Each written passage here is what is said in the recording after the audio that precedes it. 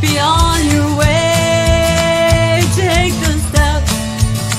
When you have a dream, you gotta start. It's the only way. If you're gonna shine, and you're gonna shine, shine, shine. You're gonna shine.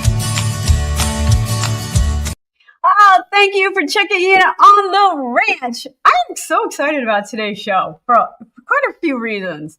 Because a couple of my worlds are colliding here. You know, he's a songwriter, number one, a member of ISA, so our paths have crossed multiple times, and he's in my own backyard in Pennsylvania, so I'm so excited. We are on the ranch. We are here every Monday. We go live, and we are brought to you by Blast Music 24/7. It is your one stop for all indie artist music. If you're checking out new music, you want to check out Blast Music 24/7. And if you're an indie artist, you want your stuff on Blast Music 24/7 because they take care of their artists, their curated playlists, and all kinds of cool stuff. So you want to be there. Oh, Billy's here already. Hi, Billy. How you doing? Okay, we got our sponsors. We have our radio affiliates, which is the Plow Zone in California. Thank you guys for listening. And we have My Indie Radio out of Paris. Thank you guys for listening. Always love to have you. And our streaming radio stations and platforms that play us, Amazon, Pandora, YouTube, every place you want to be, you can find the ranch. So thank you for tuning in. We have some people listening today. So if you have any questions, you want to chime in, we always love to hear from you. And we will bring your questions up and repeat it so people out there listening can hear. All right, so without further ado, again, a fellow songwriter, ISA member, and in my own backyard, a Pennsylvanian. So he's probably eating pierogies. Hello, that's pretty accurate, but not at this very moment. You know, when I moved back here 2 years ago, I forgot how seriously we take certain things. Oh yeah. Pretzels. Yes. We take our pretzels very, very seriously here. Something I notice about, cultures and, you see different things. You think you have to go very far away to see the difference. Like where I'm from here, when we have pizza, which is pretty universal, we call it a tray of pizza. And if you have a cheese steak, here we call it a steak and cheese. So I went to Philly and I said, I'll have a steak and cheese. And wow, I thought I was going to get knives thrown at me. I'm like, all right, how about just a tray of pizza? And they're like, that's a pie. So you don't have to go very far to see the cultural differences. But yes, there's a lot of food things and, little nuances here that, you don't really find anywhere else. Right. But we also take our music very seriously here in Pennsylvania. Very big music area. So it's nice to have you. And Billy, thank you so much for saying I look fantastic, as always. See, that's why he's my favorite. There you go. I love you, Billy. All right. So, yeah, there's just some weirdness. There's some things here that, well, you can have the scrapple. Yeah, I'm not doing the scrapple. I'm not really. But, in New Jersey, you can't get cream chip beef on toast, which is a crime. So, anyway, so we talked a little bit in Atlanta, but now we actually get to have a full blown conversation. Yeah. It was the Atlanta thing was so cool, but people that weren't there that asked me how it was. Like I saw really nothing of Atlanta. I don't know about you. Like it was 3 days of extremely structured stuff, and like I think I was on award day. I was like, geez, I hope I have time to eat. Like there was everything was just because I didn't want to miss a lot of this summit stuff. They don't warn you. The award ceremony is very long. It's like 2 hours of red carpet. Then you're sitting there for a bunch of hours, and there's no food. Right. And you really should be warned to put some snacks in your pockets and stuff, like Absolutely. to snack up, They need to do that disclaimer. But this is the first year it was this structured, that we Yeah, actually had workshops and stuff. This was the first year they did that, and I thought it was very cool, you know, to have that for us artists. So that was, well done. 100%. Yeah. I mean, you have people coming in from New Zealand, you know. Oh my God. Well, I know most of us were outside at the hotel, and I was talking to a guy. God, I don't want to say his name wrong, but I believe his name was Alan. I'm not even going to take a shot at the last name, but he's from Stonehenge or wherever that is, Glastonbury, England. Yeah, it's in England. Yeah, so he said it, and I'm like, no. And he's like, yeah, yeah. So I was talking to him like the whole time. He's a really, really cool guy. And yeah, so many people just come from all over the world. It's All crazy. over the place. And, for one day. So at least now they have 3 days of stuff to come for. So I think it's Right. awesome. Yeah. I've been to Stonehenge. It's really cool. It's this powerful thing, it's really inspiring. Did you know that Northampton County has its own Stonehenge? I've heard, but I've never been there. I And am I would, 30 minutes away from it, and I am going there. I'm going there this week. there you Yeah, go. before it gets colder. I was born in Pennsylvania, and I didn't in Whitehall. I graduated from Northampton, and I did not know that until like 2 months ago. And I'm like, how do I not know this about where I live? It's There's all ridiculous. kinds of cool stuff that you still, still Yeah, gives you a little something that you think you know everything. I know. Pennsylvania. All right, so let's talk music. Let's Let's do talk it. music because you write. I mean, I went through some of your stuff, and we kind of picked out the more Americana stuff. And I thought you're somebody I could actually talk songwriting with, like song structure. It used to be the difference between a rock song and a country song was a pre-chorus. Yeah. Rock songs would have a pre-chorus, be verse, pre-chorus, chorus. And country was just verse, chorus, and then a C section. Right. Of, A, B, A, B. PA is awesome, Billy. I'm just saying. You're in New York. She's a New Yorker. Damn right. What about Philadelphia? We have a lot of people coming out of this. Sabrina Carpenter is from Pennsylvania. Taylor Swift's from Pennsylvania. I mean, Yeah. we've got some heavy hitters right now from Pennsylvania, like Yeah, we holding really it down. do. The best of the best at this time, right? Yeah, It's funny. yeah. Pretty cool. It's pretty cool. Okay, so getting back to song structure, you writing in different styles. Do you know that we're sticking to song structures anymore? Like folk used to be just verse refrain, verse refrain. What's happening with songwriting?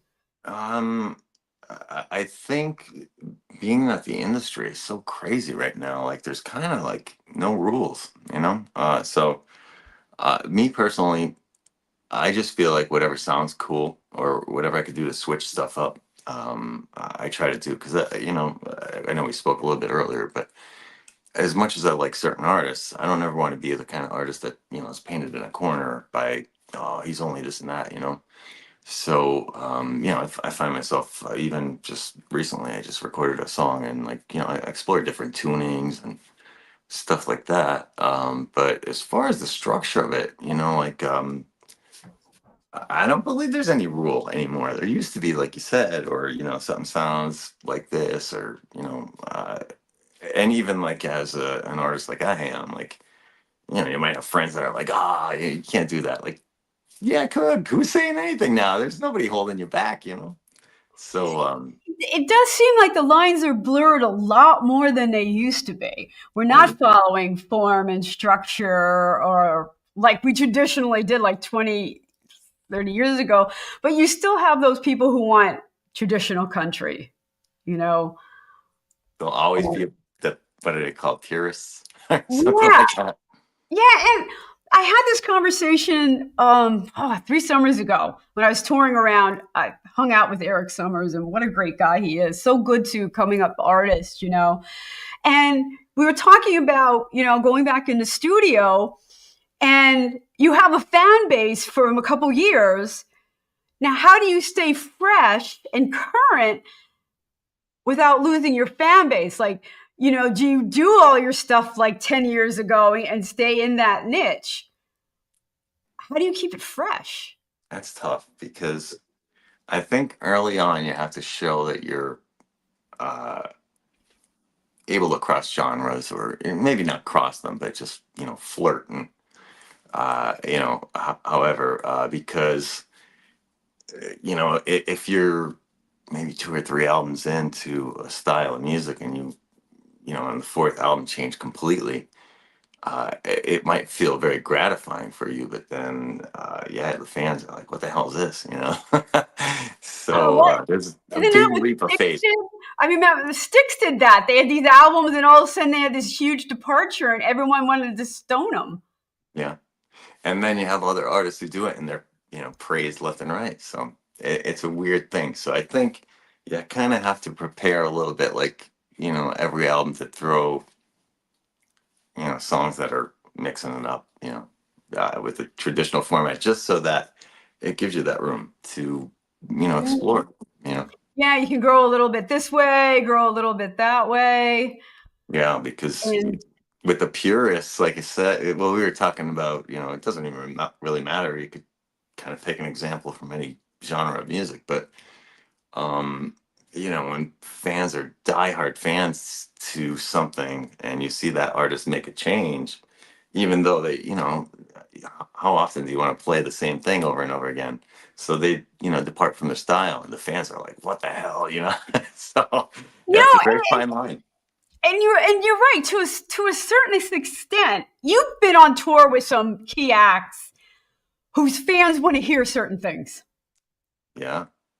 Yeah, that that's something too, that, like, as an art, I don't know. I think if you're just a fan of music and you're not a musician, there's a whole different way to look at things. Like, you see a concert and some band comes through town, and like, you judge them so much on that one night because it's your night out, if you're not a musician or whatever. Okay. And they might be playing 50, however many nights in a row, and whatever. So I remember going, oh man, whoever so and so, that was a bad show.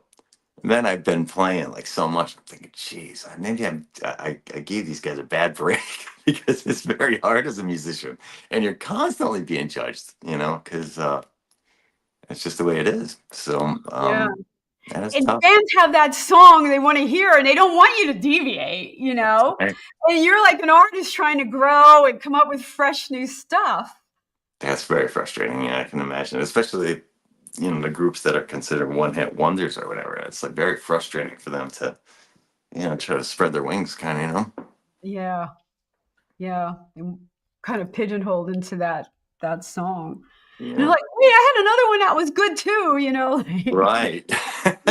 And what's what must be really frustrating is when it's a song that's very off from, like, their typical style. It's like, oh, we are now this band. Yeah, yeah. That's, Yeah. Okay, wait. Mindy says, I was very upset when Bob Dylan didn't play a single song I knew. oh, Bob Dylan. Yeah, that was the Summer Outlaw tour, and unless he did sing it, and I just didn't recognize it because I couldn't understand him. But yeah, it was disappointing. But then you have in the same show, you had Robert Plant and Alison Krauss, and they pulled it off because all of a sudden you're hearing a song, you're like, "Wow, this is cool." Wait a minute, this is a Led Zeppelin song, and it's acoustic, and it was so cool. Robert Plant is very cool. True. He's And one of those Alison guys Krauss that is really cool. I think it was her arrangement because they had some fiddle in it, I'm sure she definitely twisted the arm on that one, because uh, I actually have a weird experience. A musician I played with a guy from Led Zeppelin, John Paul Jones, and so I got to see a little bit on the inside there, and what I saw was there's a something on the radio where they said that there's some single where John Paul Jones sang, like some unheard thing. So I heard my friend call him and John Paul Jones, and he's like, Robert will literally say anything to not talk about Led Zeppelin. So I was like, oh my God, I literally heard it right from the horse's mouth on that. So yeah, he doesn't like to dwell on that, the Led Zeppelin Yeah. stuff. So I that's mean, at really some cool. point, you're trying to grow as an artist. That's a hard shadow to get out of, but he's definitely done It is. it. All right. So let's talk about your legacy, things that you've been up to. The first thing we're going to hear is "Keep Your Head Up, Kid." Tell Yes. me how that song came about, your writing process, all of that. Well, I fell in love with a girl, and I wrote the song about her. She had a challenging life, and always very hopeful. And no matter how hard life hit her, she always just remained hopeful. And I was like, I gotta write a song for her. And that was one of the songs where I was exploring some different tunings, and yeah, it just kind of came out. It's one of those weird things where you noodle around a little bit, and you're like, oh, there it is. That's it. I gotta lock that in. And it came out, and yeah, I just tried to celebrate, my girlfriend Lori. Do you start usually with the music, or you start with an idea of the lyrics, or some combination thereof? That's tough. A lot of times, what I do is get a lot of phrases or lyrics, and I just kind of have a bunch of. I wish I had something handy, but post-it notes. I have them all over the place. All right. So I end up using it like a jigsaw puzzle, kind of, putting them all together. But again, no rules there either. Sometimes I'll just sit down and actually write a whole song. But most of the time, I can't really even say there's a formula. It's always different. So I think the real jackpot is when you grab a guitar and you start playing, and then the lyrics come.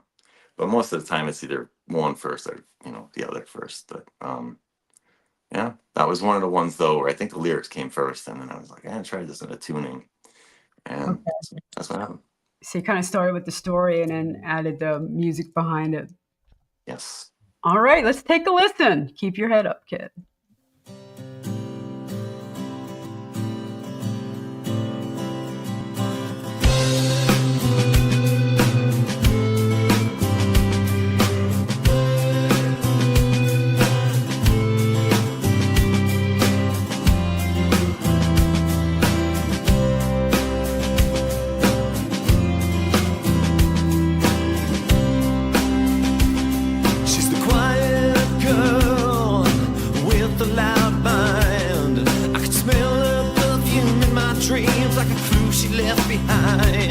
She's lost for me to find.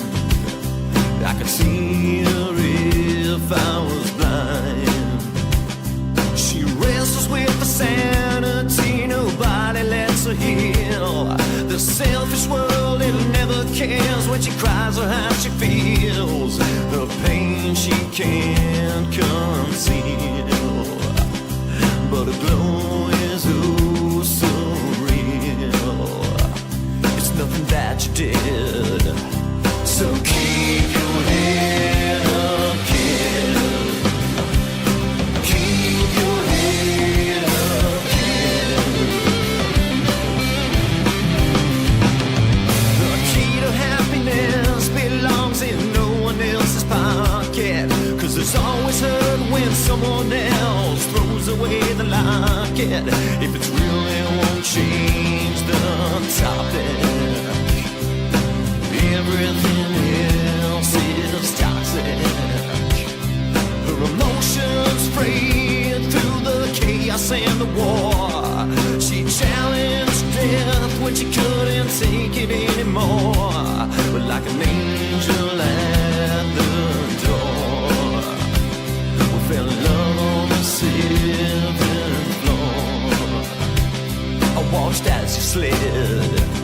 So keep your head up, kid. Keep your head up, kid.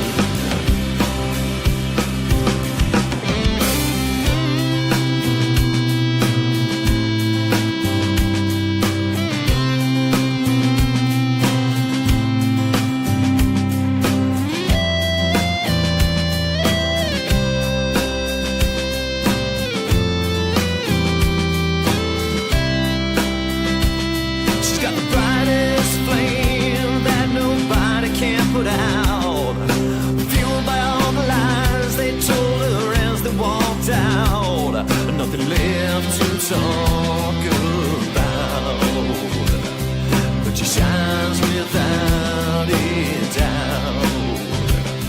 Hope's in the wind, but keep your head up, kid. Keep your head up, kid.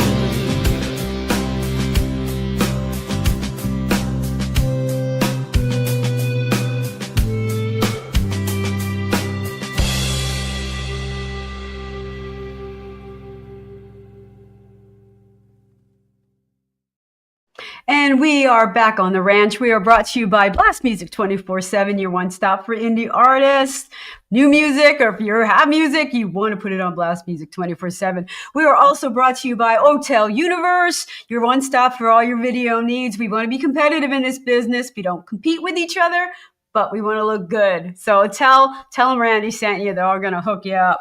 To the Max video, to the Max advertising also can help indie artists with their banners and things like that. Then we have our affiliates, Plow Zone in California. My Indie Radio is out in Paris. So all Europeans listening, love to have you tuning in each week. Thanks for coming back. So we were just listening to Jay Lou, keep your head up, kid. That's very sweet. I like your videos. You put a lot into your videos. You have people that you work with. You know, it's funny. Yeah, I had the first, well, basically all the videos I have been done by the same team. But I just finished kind of doing one. I was hoping to have it out for Halloween, but it's with a different company, and I'm pretty excited about it. It's pretty cool. It's weird that, it's kind of like the songwriting thing. You kind of get used to certain people or studio or whatever. So like when you go somewhere else, it's like, taking a weird leap of faith, but I think it's gonna be cool. It is a leap of faith with sound. Even like in the studio, let's talk about your studio, because you played with a lot of different people. Mm-hmm. Do they help you out in the studio, or who goes in the studio with you? Yeah, I could kind of describe that. Like when I first started playing, I had a band, and I was so fired up to play the, whatever we were writing and recording, but man, you just couldn't keep a band together. It was so hard. So all of this time went by, and I was like, damn, I can't keep a drummer, or somebody's always leaving.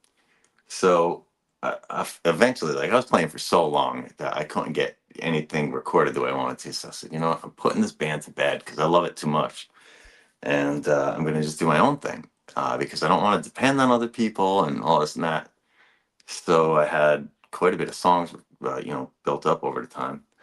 And I looked at it at like, who is it? Carlos Santana, where he had that album where he had a bunch of people kind of come in as guests. So my first album was very much, calling in friends and whatnot. And from album 2 to where I'm at now, it's kind of been the same formula. So studio, it's like a rotating cast for the first album, second, and right to where we're at now. And like my main partner is a guy named Michael Duds McDonald, who plays all the lead guitar, and he's a phenomenal guitar player. So he gets quite a bit of credit. So me and him handle most of the writing and whatnot. Okay. So it's nice that you have like these cast of friends that you can just, that you hung out with and played with, and will come in and help you out in the studio. Yeah, that was kind of a one-off though. I didn't want to, be that for every album. So the first album was, kind of like cashing in a bunch of favors, kind of, so to speak, But I feel like I've grown quite a bit since then anyways. Like my songwriting has kind of took a different path after that. So come on, nobody knows what they're doing when they first go in the studio. You think you do, you think you're so cool, this is my song, and you know nothing. that is true. And the other thing too is like you have your whole life to make that first album, and then right after that, it's like, oh man, you're under the gun, so you have to kind of, put your seatbelt on and get ready to rip. Yeah, that is true. But I don't know. it was my first album with stuff that I had done the present. And my problem is, I was all lyrics and I was a singer. It wasn't until 10 years ago that I started guitar. Really? Yeah. I used to sing my song to people and used to put it together. So the first thing I did was took all the stuff I used to sing that I wrote and how to learn it and take that in the studio. And now it was a whole new adventure playing, writing, and doing my own guitar work. Yeah, for sure. I could imagine that. It was a whole bold adventure. Yeah, it's funny. I always played guitar, but there were a couple groups where I just sang or um, whatever. And there's a real freedom to that, But also at the same time, you're like, if you really know what you're doing, or you kind of not a control freak, but some people can't like really get into whatever they're doing unless they're playing and singing. So, yeah, it's a strange balance. Sometimes people don't know what to do with their hands when they're not playing guitar. That's something. I don't know what, I'll jump around. But you know what? I think with me, with guitar, I haven't been playing as long as most people. So I assume when I walk in a room, almost every guitar player is probably better than me. And it was a struggle not to be held back on my songs from my guitar playing. Does that make sense? Yeah, no, I get it. Like, I tell this story a lot where the first person I ever played music with, I remember somebody said, well, this guy plays drums. I'm like, all right, well, I have to learn the first, I don't know what I was thinking at the time, first 4 Van Halen albums. Why I thought that, I have no idea. So I go to this guy's place and I'm like, oh, I'm ready to play whatever you want. I got all these Van Halen songs. He's like, I don't know anything about Van Halen. And I'm like, oh, damn it. So yeah, that was actually a very important lesson for me to, Well, it's safe to assume, like if someone's like, oh, I'm a guitar player, safe to assume the first song they ever learned was probably Freebird. Or yeah, Or right. Stairway to Heaven, right? Yeah, there's a whole Okay, bunch yeah, you tell me that's not what you learned like first. God, Crazy Train, or Ozzy Osbourne. That was me. That was mine. All right, fair. But yeah, there's probably 5 tunes that are just notorious. That every guitar player, like the first thing they learned, like, right. Smoke on the Water. That's a big one. Yeah, right. Yeah, that's funny. Okay, let's see what else we got coming up. Okay, this one is kind of an important topic that we were talking about before, because it's something, we don't police ourselves enough when it comes to addiction in the music business. Yeah. I guess it was thought to be so in the culture. You weren't a cool musician unless you were like stoned out of your mind, but addiction's addiction. Yeah. It's serious. I've had studio sessions ruined when the engineers went out and got high, came back, and I don't know what the hell they were doing. They thought they were like awesome, and I'm like, I've been in situations too where you play with people and incredibly talented people, and then they have stage fright, so they have to get boozed up or whatnot, and they suck. yeah, I know. And it's like, oh my god, this guy that I've been bragging about all this time is terrible now. And then you see, there's all kinds of different examples, but like you see the people that gradually, start out, and next thing you know, you don't see them for a while. It's like, oh god, what happened? Yeah, I was at a concert and I'm sitting there, everyone's going crazy, and I'm listening to this and I'm like, holy crap, he hasn't hit a right note yet. Like, he is all over the place. And I looked at my friend and she's jumping up and down. I'm like, what are you listening to? Like, yeah. I don't know. People just want to believe they're going to be in the best show possible. And I guess I'm listening as a musician's ear. Yeah. And I'm like, oh my God. Well, something that's frustrating on a similar, but not really an addiction thing, is like, when you don't sound good, I think. Most people. And it's very frustrating when somebody's like, oh, that was great. And you're like, no, it wasn't. I messed up this part. So when the people are really bad and everybody talks them up, it's like, are we at the same show? You hear what I'm hearing? I know. So, We're going to have off nights, and you hope people don't really notice because they pay to be there and they're really into what's going on and stuff. And you want to give them a great show, yeah. I mean, that's kind of like what we were talking about earlier, where like, people do judge you so much. And sometimes it is very unfair, but then there's right on the money, like Yeah. this guy was very messed up or whatever. Yeah. So, Yeah. And I don't know that he owned it, like the Plain White Tees their 3, 4, 5-part harmonies were spot on. This guy came out and could barely sing a note, yeah, that happens, and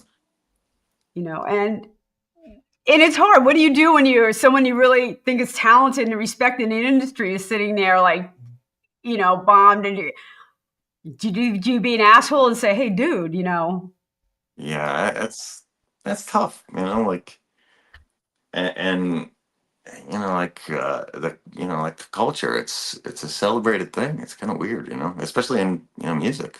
It's just like this acceptable, whatever you want to call it, like a stereotype, No, that's a really good point, Jay, because it is kind of, this is the industry norm. You're addicted. Yeah. Okay, so they put on a 2-hour show and then the rest of their life is messed up, Yeah. And that's acceptable.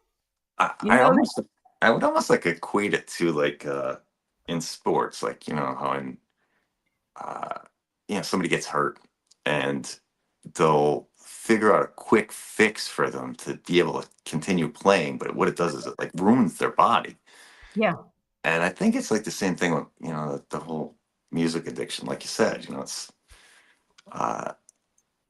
It's this thing that just you don't realize creeps up on you, and Right, stage fright. Here, take this, and can't sleep. Take this. I mean, Michael Jackson died of twilight to help him sleep.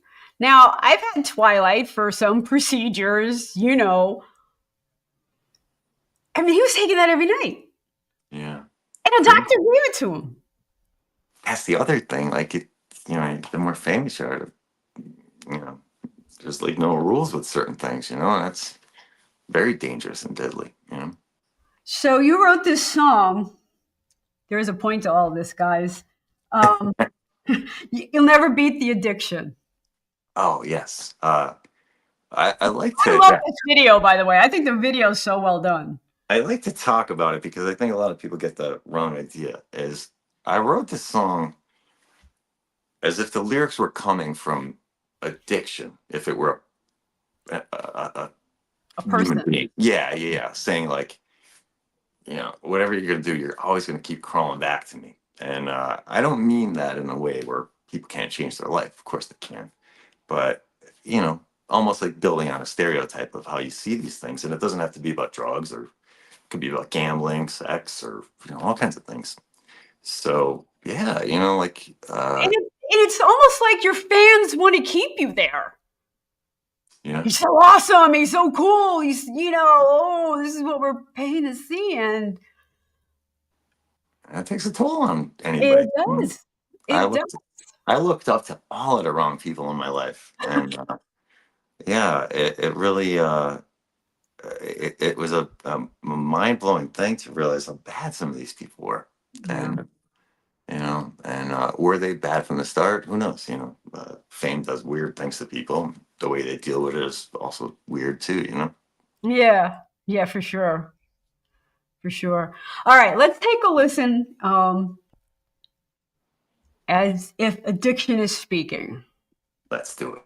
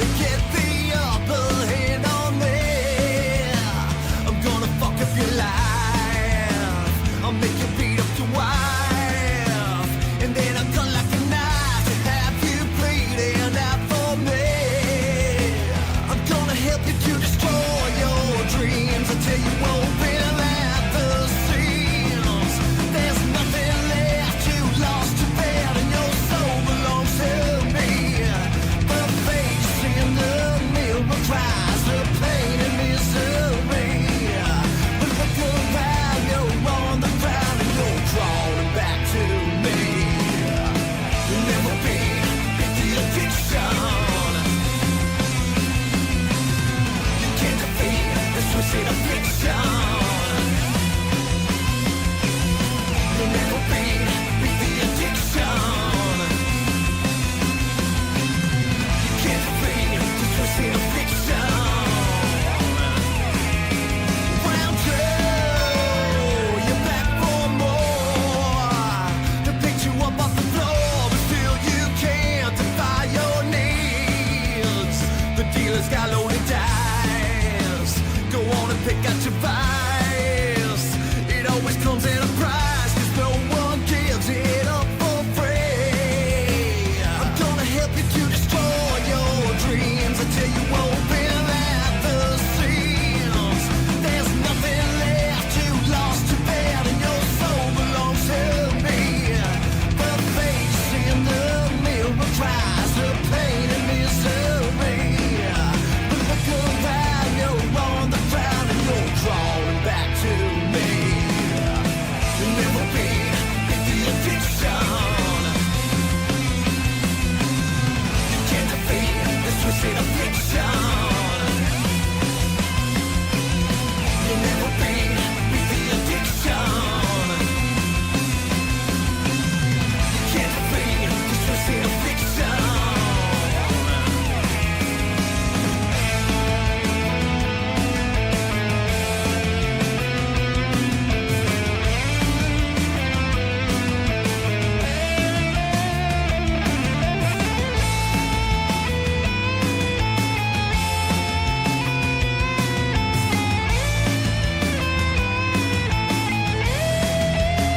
I'm gonna help you to destroy your dreams until you open at the seams. There's nothing left, you lost your bed and your soul belongs to me. The face in the mirror cries the pain and misery. But look around, you're on the ground and you're crawling back to me. You'll never beat the addiction. You can't defeat the twisted affliction. You'll never beat the addiction. You can't defeat the twisted affliction. So close to your own death, you ran yourself out of breath in your attempt to break it free. You lost your family and friends, and every day starts to blend. And now the nightmare won't end, so just surrender unto me. I'm gonna help you to destroy your dreams until you open at the seams. There's nothing left, you lost your bed and your soul belongs to me. The face in the mirror cries the pain and misery. But look around, you're on the ground and you're crawling back to me. You'll never beat the addiction. You can't defeat the twisted affliction. You'll never beat the addiction. You can't defeat the twisted affliction.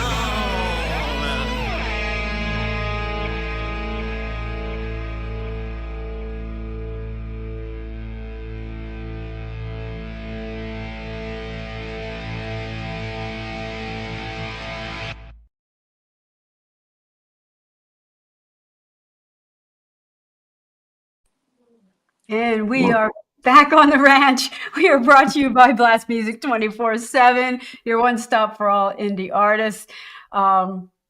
Also, Plow Zone out in California, My Indie Radio out in Paris. Thank you guys for listening. Streaming radio. You can also catch us on Roku TV, which is really cool. Thanks to Hotel Universe, our sponsors. Thank you so much. All right, we got some comments. Billy gets it. He's clapping. Rocking out to that one. And it's a really pointed piece that some people probably don't want to hear. Let me ask you this. You've been around, you've shared the stage with some key people, has it changed has it gotten any better over the years? I know these youngsters, I don't know, they hide it better. I don't know. As far as like like that kind of thing, Yeah, addiction.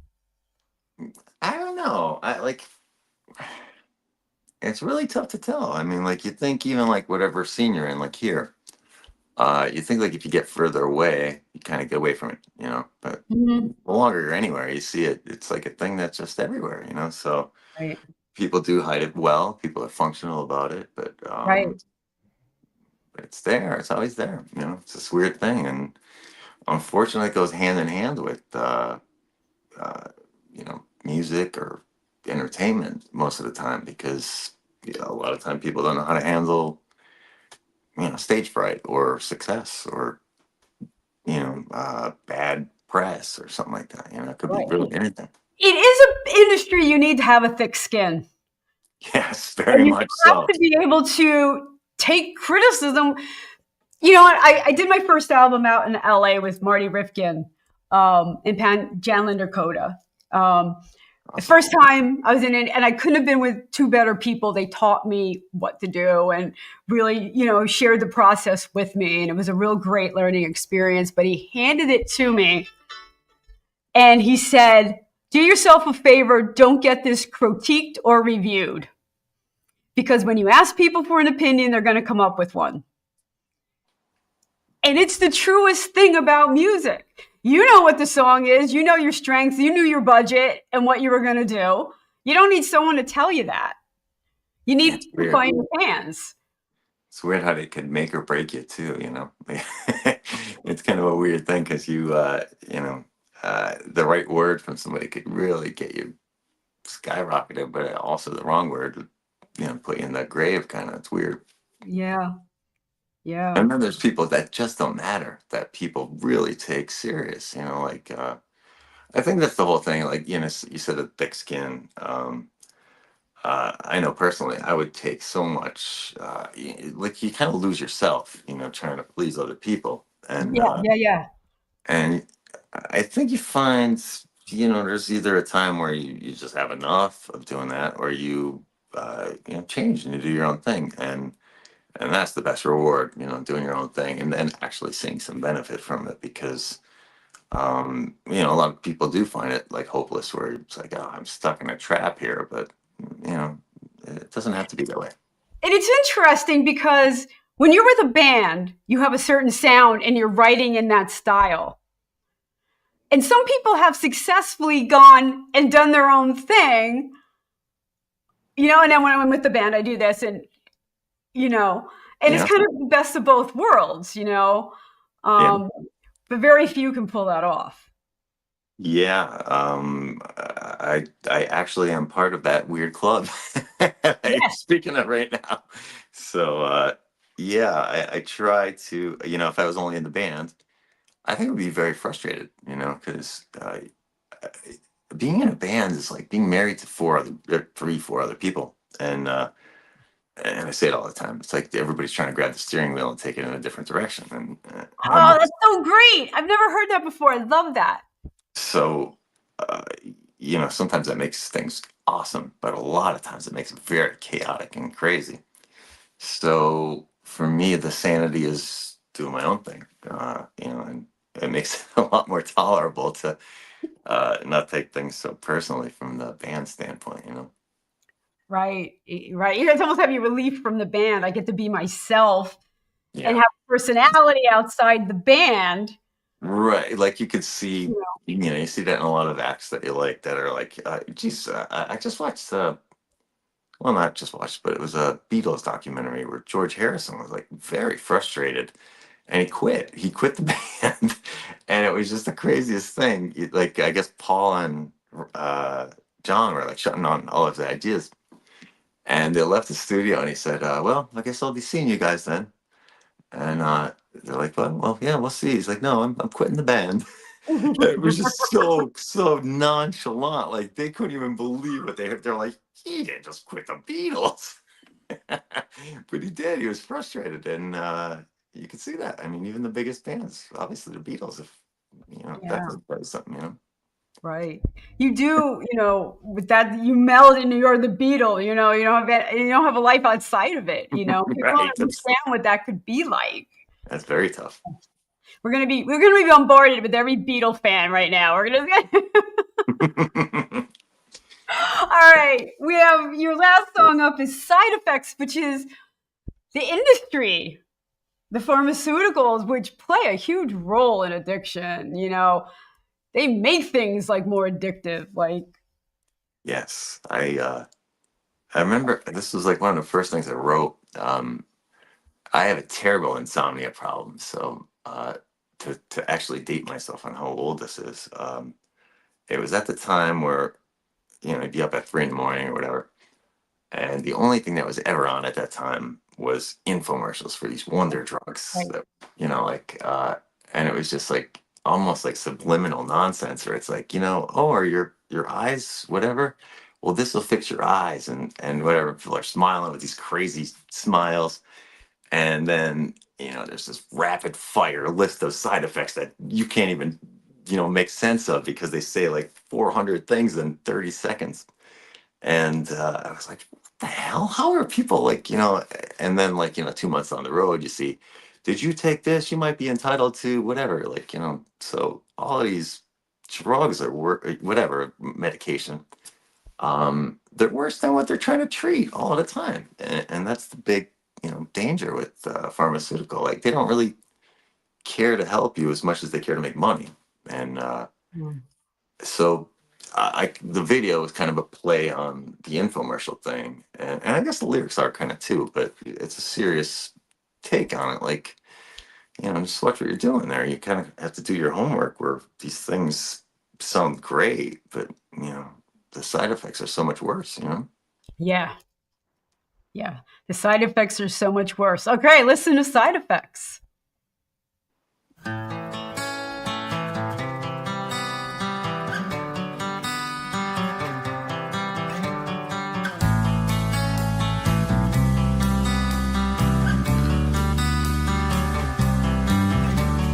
Here's a pill to stop your cough, and here's a pill to get you off. Take this when you're in too deep, and take this one when you can't sleep. Another headache or migraine, these pills will help to ease your pain.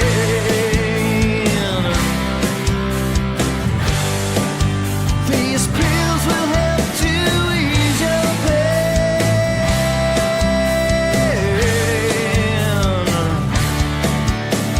Just one more thing you should know, these pills are all just placebos that promise to restore your health, as they sit back and count their wealth. The lies they tell you, you believe, and to prey upon your every grief. The poison that your system rejects will only bring new side effects.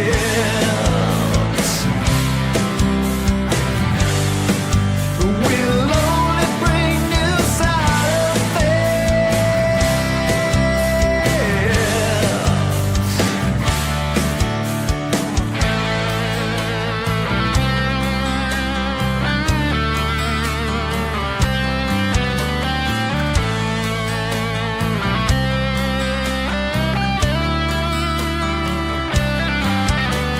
Scared it's all too good to be true. Well, I've got some new medicine for you. This one's got you feeling ill. Well, take this one for that last pill.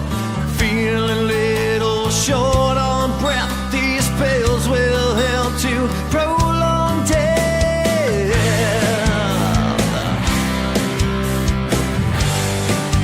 These pills will help to prolong death.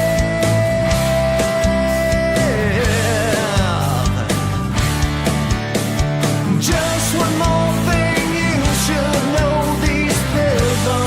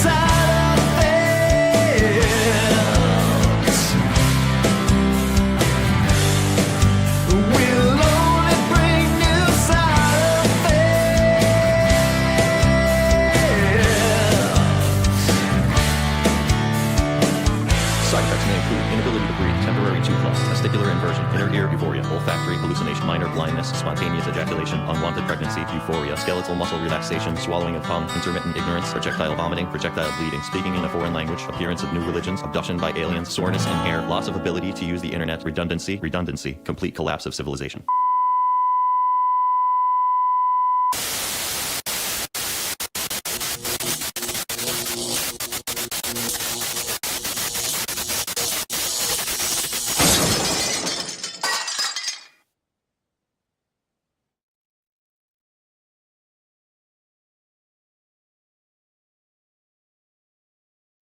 And we are back on the ranch, brought to you by Blast Music 24/7, your one stop for indie artists. And if you're an indie artist, Americana music, as you notice, I do deviate from time to time. Fill out the form on my website, which is Randie O'Neill, Randie. I know I hate spelling things out. You probably aren't listening, but if you don't spell Randy right, you get a baseball player. So randieo'neill.com/shows, and you too could be on the ranch. And I love that video. Thank you. Yeah, we put a lot into that one. I know. Billy says the cure can be worse than the disease. Great riff. It really, really is. And it is so true. 100%. So true. Oh, this flew by. This time flew by. So, Jay, you're pretty busy being the big emerging artist that you are. Congratulations on that. So where can we find you? What are you doing? What's coming up next? What's going on? Actually, if we were doing this next week, I have a new single coming out Saturday.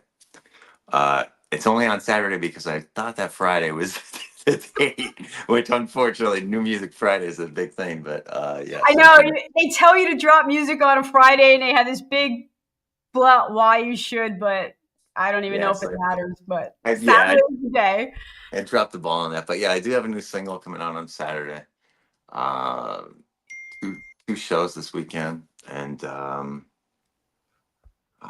can't really.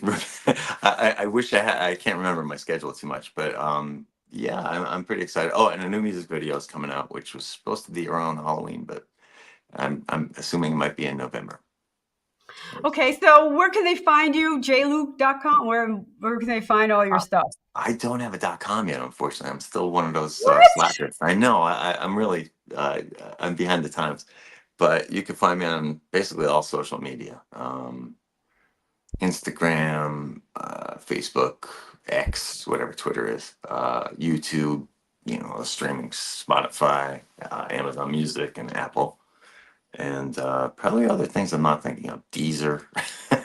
I can't remember them all, but usually a quick Google search will get you what you need. Okay. And you should be able to spell J. Luke. That's very easy. Very easy. There's very easy. Nothing to mess up there. JAYLUKE. All right, guys. Thank you all for tuning in this week. We are here live every Monday for your Band in the Globe for the best in indie Americana music. Yeah, we'll see you next week. Thank you for hanging out. Thank you for having me. Hang out. I'm on the road, don't know where it goes. I'm on the road, follow your heart, it won't let you down. Follow your heart, take the